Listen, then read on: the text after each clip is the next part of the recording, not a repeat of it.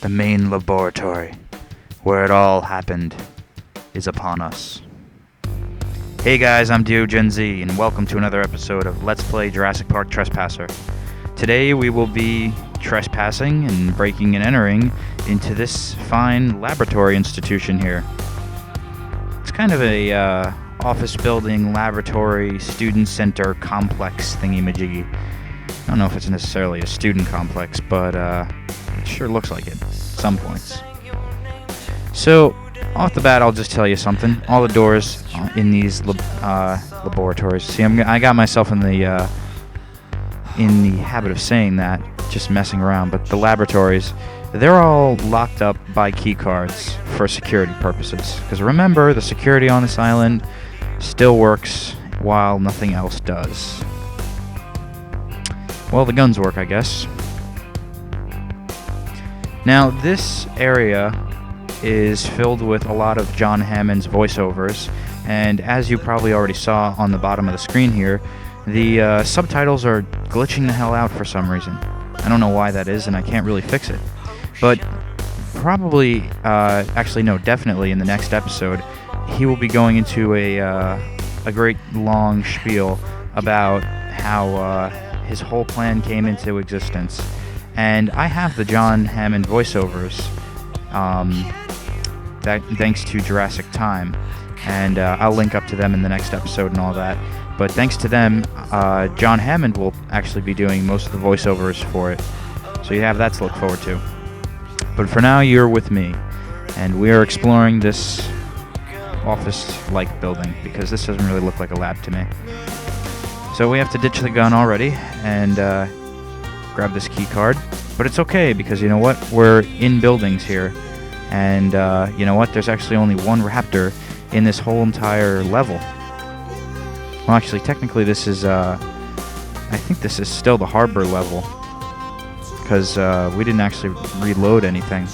So, if you guys didn't save, and you saved last in the harbor, if you got killed by, like, falling or something, you'd be sent all the way back there.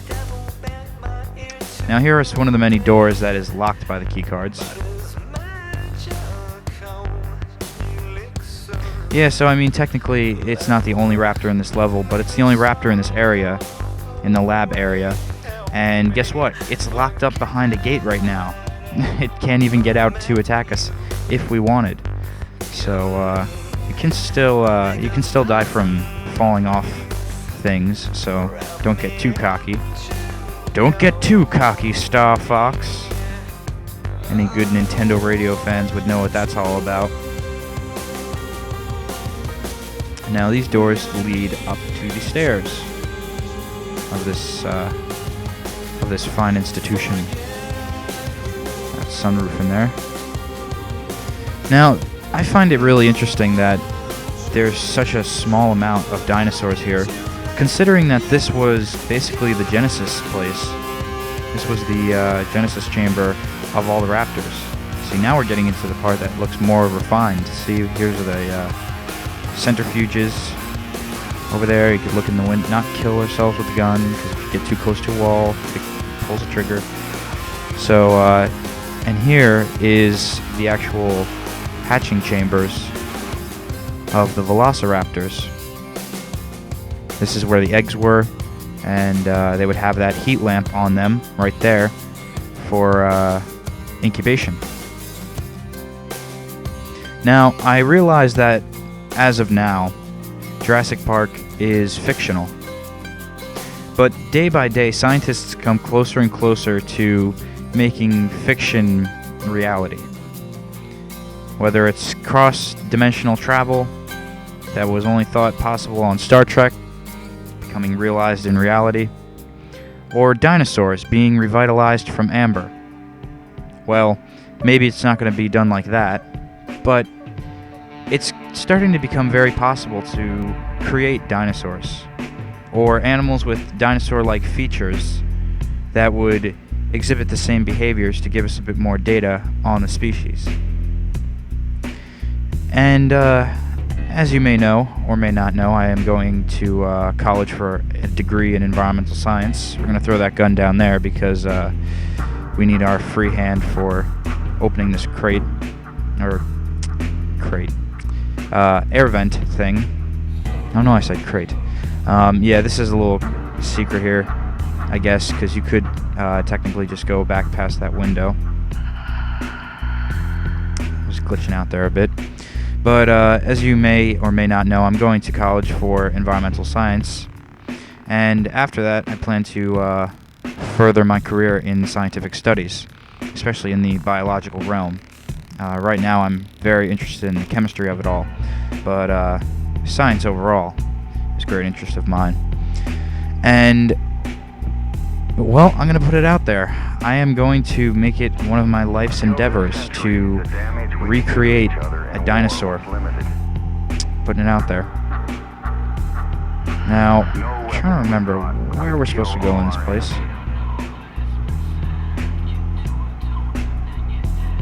I don't think there's another key card we have to... Actually, yes, there is. There, as a matter of fact, is another key card we need to get into that other building over there. Gotta be something around here. Numbers. Okay, guys, if you're playing along, write that number down. It's gonna be important. Yeah, so, anyway, I got kind of delineated there. I get off track sometimes, but, I am definitely going to do it, and I'll tell you how it's done. It's not done through amber and DNA extraction and resynthesizing the genes or anything like that. But basically, what we have to do is look at the evolved forms of the dinosaurs in today's world. And the evolved forms of dinosaurs are things like birds, things like alligators, crocodiles, things of that nature. Now, surprisingly, if you don't know, can we do anything with this? We can grab the monitor. Okay, I think that's all we can do with that. Nothing triggers from it. But surprisingly, to many people's unknowing, the chicken is actually closer than in relation to the T-Rex than the crocodile is. So they're more closely related in the evolutionary chain. And if you look at the genes of a chicken, it's a matter of binary. It's a matter of switches of on and off for different parts of the gene. And the prehistoric genes are still there. They're shut off and they've been dulled down. So that chicken doesn't have a reptilian tail anymore. But if you were to coax that gene out and really get it to come forth in the chicken and then inject that DNA or inject those genes into a chicken embryo with artificial insemination, you could feasibly start to recreate dinosaur features. Now, I was an idiot here and dropped the key card. Sorry about that, guys. Pointless backtracking while I drone on about how I'm going to recreate the dinosaurs, and let's come on go through the door here. The glitches of this game. Sometimes it does get wearing. You know, it's especially hard to go through doorways while holding things, especially key cards. I don't know why Anne can't just put 2 key cards in her pocket, but, you know, it's gotta be difficult.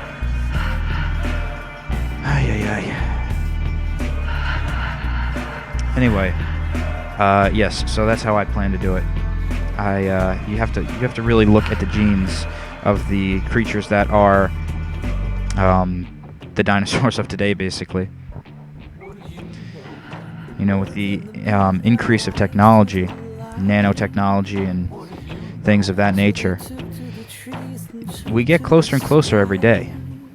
And I'm telling you, I think it's a matter of funding, and I will say this, although the Jurassic Park series is a great series, I will say that it has probably instilled fear and provoked thought in the lives of many people, many scientists and many governments who, you know, thought, you know what, maybe this was something that was impossible, but in this age of technology, it's looking to be maybe feasible. And if it was found, if there was found to be an efficient way to synthesize those genes get them to evoke them back out into the chicken DNA. I think a lot of people would raise questions of should we even do that? And people would point straight to Jurassic Park. So even though Jurassic Park kind of pondered the thought of dinosaurs and really how fascinating it would be and how now it's quite possible, the ethical issues still would stand. We can create dinosaurs, but should we? So a little bit of ethical issues for you guys to think about. A little bit of future planning, and guess what? If anybody else gets there before me in recreating a dinosaur, well, you know that I came up with the idea. No, I'm just kidding. I didn't come up with any idea, but I do want to make that one of my endeavors in life. I do want to look at recreating the dinosaurs.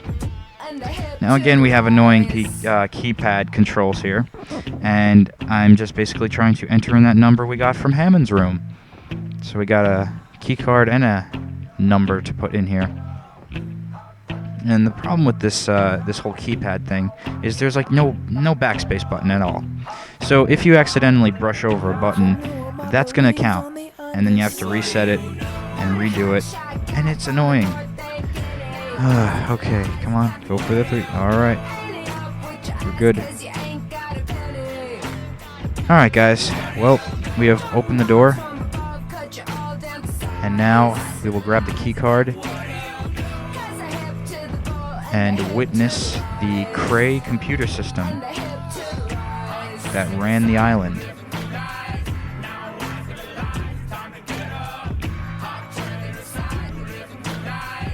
See you in the next episode, guys.